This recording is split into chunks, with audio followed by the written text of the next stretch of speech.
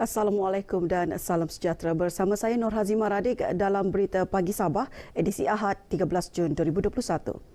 Kerajaan negeri memutuskan Perintah Kawalan Pergerakan 3.0 PKP 3.0 di Sabah dilanjutkan hingga 28 Jun. Keputusan itu diambil sebagai langkah membendung peningkatan jangkitan COVID-19 di negeri ini. Menurut kenyataan Ketua Menteri Sabah Datuk Seri Panglima Haji Jinor, keputusan itu dilaksana setelah penilaian dibuat Jawatankuasa Pengurusan Bencana Negeri COVID-19 Sabah. Sementara itu, dalam kenyataan Menteri Kerajaan Tempatan dan Perumahan Sabah, Datuk Seri Panglima Masidi Manjun, Sabah mencatat sebanyak 378 kes positif baharu COVID-19 semalam, menjadikan jumlah kumulatif 65,708 kes. 5 kes kematian direkodkan di daerah Tawau, Semporna, Kota Kinabalu, Lahadatu dan Putatan. 210 pesakit sembuh manakala 1,996 pesakit sedang menerima rawatan. Terdapat 3 kluster baharu iaitu kluster Ambar Pak Tawau, kluster Indah Nabawan dan kluster Kampung Baru Sipitang. Dalam pada itu, 7 lokaliti di 5 daerah iaitu Nabawan, Tawau, Kuala Penyu, Sipitang dan Kota Belud dikenakan Perintah Kawalan Pergerakan diperketatkan PKPD berkuat kuasa 14 Jun hingga 27 Jun 2021. PKPD tersebut dilaksana di Kampung Indah Nabawan, Taman Kinabutan Ria dan Simpang Endera Sabah Tawau, Kampung Manggis Kuala Penyu, Kampung Baru SFI Sipitang serta Kampung Tawadakan dan Kampung Kota Bungan Kota Belud. Pelaksanaan PKPD untuk menyekat pergerakan dan penularan jangkitan COVID-19 dari kawasan berisiko keluar dari lokaliti tersebut. Keputusan Kerajaan Negeri melaksanakan pemotongan 50% gaji jemaah menteri dan pembantu menteri selama 2 bulan bermula bulan ini disambut baik Menteri Kabinet di Sabah. Menteri Belia dan Sukan Sabah Dato' Aaron Alfred Angin yang menyokong langkah tersebut berkata, ia amat bertepatan bagi membantu kerajaan menangani penularan pandemik COVID-19 yang semakin membimbangkan.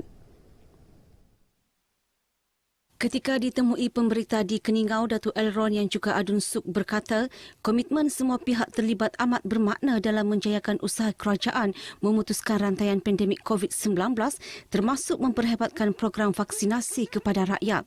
Bagi saya mungkin sudah sampai masalah. Bukan saja kita mengharapkan usaha atau perbelanjaan daripada kerajaan, tapi kita sebagai Adun juga turut sama untuk mengorbankan dan memastikan vaksinasi ini berjaya. Khamis lalu, Kerajaan Negeri turut mengumumkan pemotongan 30% gaji Adun dalam Gabungan Rakyat Sabah GRS selama 1 bulan. Pejabat Dewan Undangan Negeri Dun Telupit giat membantu Kementerian Kesihatan KKM di daerah itu melaksanakan program imunisasi COVID-19 kebangsaan PIK secara bergerak dalam usaha memberikan suntikan vaksin kepada penduduk luar bandar. Ia susulan kesukaran masyarakat daerah itu untuk mendaftar mendapatkan suntikan vaksin melalui aplikasi MySejahtera. Menurut Adun Telupit, Johnny Bonje Kurum, kerjasama masyarakat Telupit dalam mendapatkan suntikan vaksin amat tinggi meskipun pusat pemberian vaksin secara bergerak yang dibuka jauh daripada lokasi kediaman penduduk. Sumbangan itu katanya KKM kawasan Telupit perlu mempergiat PIK secara bergerak bagi membolehkan lebih ramai masyarakat daerah itu menerima suntikan vaksin. Sasaran kita separuh daripada penduduk daerah Telupit ini yang menjangkau lebih kurang 32,000 orang yang setakat ini, dan saya tentu mencapai 40,000. Sasaran kita adalah 20,000 orang divaksinkan melalui outreach ini. So inilah yang kami sedang usahakan sekarang. Beliau ditemui RTM dalam PIK daerah Telupit di Dewan Kampung Toniting Telupit. Sementara itu, penduduk yang ditemui menyambut baik program berkenaan bagi membolehkan imuniti kelompok dapat dicapai. Alhamdulillah, buat masa ini adalah yang saya nampak dia punya keburukan tentang vaksin inilah. Jadi yang di luar sana, nasihat saya kepada yang di luar sana, ambillah vaksin ini. Bagi saya nasihatkan kepada kawan-kawan yang belum menerima vaksin itu, datanglah menerima vaksin di mana-mana pusat vaksin. Selepas Kampung Toniting, PIK Telupit secara bergerak akan dilaksana di Kampung Bakung-Bakung Telupit. Sementara itu, Badan Bertindak Imunisasi COVID-19 CITF Telupit akan memperhebat program outreach imunisasi COVID-19 dalam usaha meningkatkan jumlah penduduk setempat menerima vaksin. Jumlah dos vaksin juga akan ditambah dalam setiap pelaksanaan program berikutan kehadiran memberangsangkan masyarakat dalam program tersebut. Pegawai Perubatan Klinik Kesihatan Telupit Dr. Muhammad Azri Ramli berkata, hasil kerjasama pelbagai agensi dan penduduk program imunisasi COVID-19 kebangsaan PIK Telupit dijangka dapat dilengkapkan menjelang hujung tahun ini. Setelah diambil kira semua inisiatif-inisiatif dan program-program ini, dijangkakan 2,500 dos akan diberi setiap minggu, menjadikan jumlah dos sebulan kepada 10,000. Dan di sini sekiranya kami mendapat kerjasama baik daripada penduduk-penduduk, kami jangkakan boleh lengkapkan program vaksinasi seawal mungkinlah sekitar hujung tahun. Beliau ditemui RTM dalam PIK Daerah Telupit di Dewan Kampung Toniting Telupit. Dalam pada itu, Dr. Muhammad Azri menasihatkan masyarakat Telupit yang belum mendapatkan suntikan vaksin agar sentiasa peka berhubung maklumat pelaksanaan program outreach COVID-19 Telupit. Beliau yakin kerjasama pejabat DUN Telupit dan pejabat penerangan daerah Telupit dalam mewar-warkan program tersebut mampu menarik kehadiran lebih ramai penduduk. Program imunisasi COVID-19 kebangsaan PIK tidak sesekali mengenepikan mereka di pedalaman. Walau sesukar mana pun penempatan mereka diakses, terbaru petugas kesihatan Kinabatangan melaksanakan PIK secara bergerak kepada penduduk ke kawasan perkampungan terpencil dan kawasan ladang di Ladang Hapseng, Jalan Jeroko. Misi turut disertai Klinik Jeroko dengan memberi suntikan vaksin Sinovac dos pertama kepada 250 penduduk. Laporan wartawan Wan Hizwah Ahmad.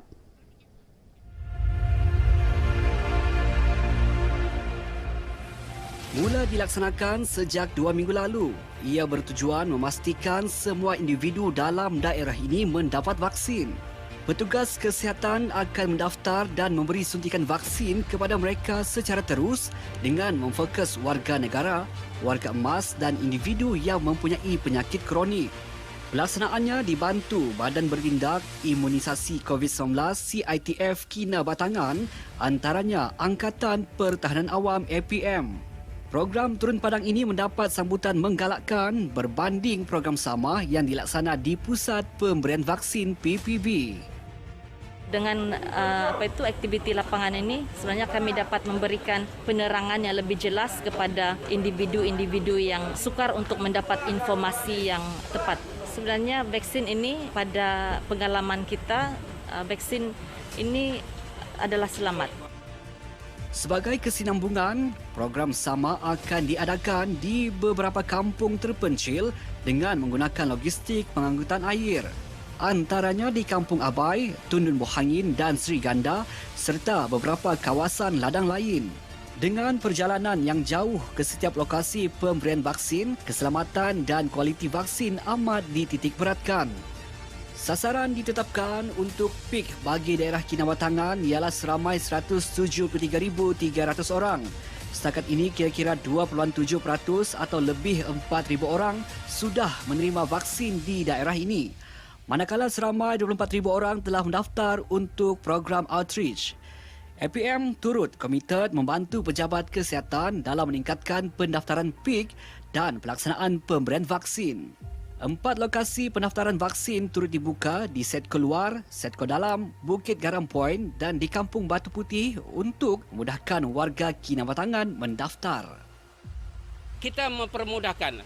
Tim-tim APM bersedia membantu warga Kinabatangan. Datang saja ke tempat tadi, kita akan bantu untuk pendaftaran. Dan sekiranya anda telah daftar, kita tunggulah. Tuan-tuan tunggu untuk panggilan suntikan. Dalam pada itu, masyarakat di Ladang Hapseng dan Ladang Berhampiran menyambut baik pelaksanaan program outreach ini yang memudahkan dan menjimatkan masa mereka untuk mendapatkan suntikan vaksin tanpa perlu keluar ke pekan. Kami agak senang hatilah kepada yang di luar sana.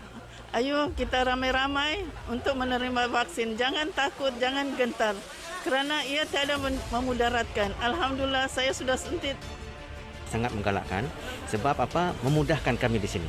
Masyarakat sebab di Jeroko ni agak pedalaman Jadi berbanding kalau kami keluar lagi kalau Datuk, kita kena batangan, ambil masa dan perjalanan. Usaha ini bukan sahaja dapat memastikan dan juga memudahkan penduduk untuk mendapatkan suntikan vaksin, malah seterusnya memastikan kelancaran suntikan vaksin COVID-19. Program imunisasi COVID-19 berjalan dengan lancar dalam usaha membentuk imuniti kelompok dan sekaligus membendung penularan pandemik COVID-19 di negara kita. Wan Hizul Ahmad, RTM.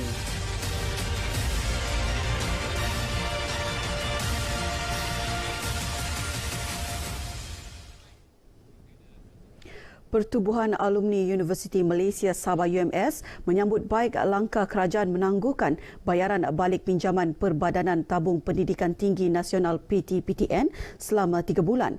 Inisiatif yang dilaksanakan mulai 10 Jun hingga 31 Ogos 2021 itu mampu memberi kelegaan kepada peminjam terutama mereka yang terkesan akibat pandemik COVID-19. Presiden Pertubuhan Alumni UMS Samasuddin Yusof mencadangkan penangguhan bayaran balik PTPTN dibuat secara langsung dan tidak perlu dipohon oleh peminjam seperti mana yang telah dilaksana tahun lepas.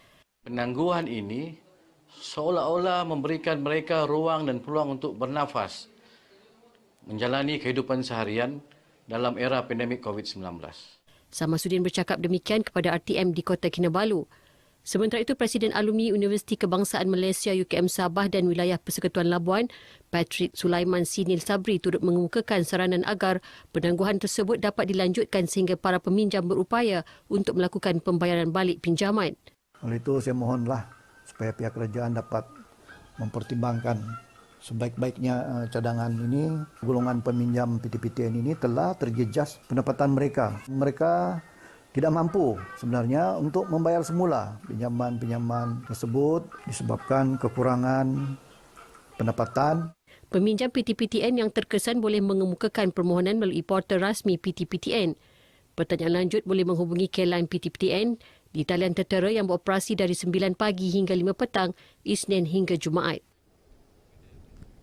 Sekian berita pagi Sabah kali ini. Segera daftarkan diri sebagai penerima vaksin COVID-19.